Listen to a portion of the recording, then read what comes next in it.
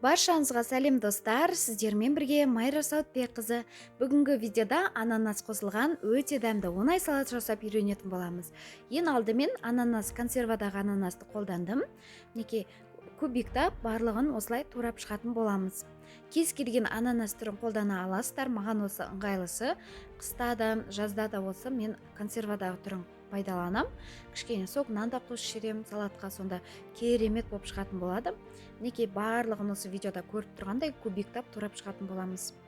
Одан кейін біздің қайнатылған жұмыртқамызды осылай тоже кубиктап турап қосатын боламыз.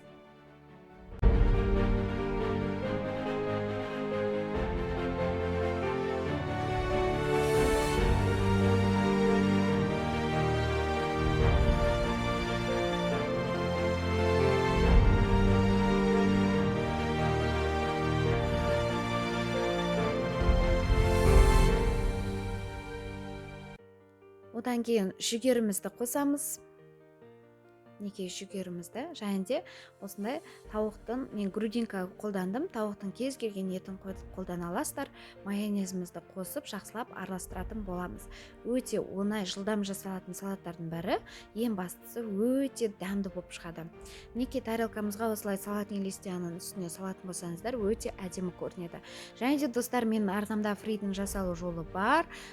Фриді жасап осының ең бетіне қосатын боламыз.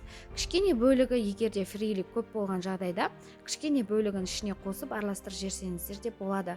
Бірақ мен осылай жөн көрем, осылай өте әдемі дәмді болып шығады. Неке қараңыздар, сондай ұя салат секілді өте әдемі болып тұр. Ең бастысы қонақтардың көңілінен шықты да, тез жылдам бітіп қалды осы салатым. Керемет салаттардың қатарына жатқызамын. Және де достар, мен арнама тіркеліп кетуді ұмытпаңыздар, және де қасына қоңырау шағын басып, все деп басып қойды ұмытпаңыздар. Себебі келесі видеода осындай тюльпанның қолдан жасалу жолын көрсететін боламын. Бұл әрине ақылы түрде сатылып жатыр көп жерде, бірақ мен тегін нұсқасын ұсынатын боламын. Осындай песочный керемет теста болып шығады.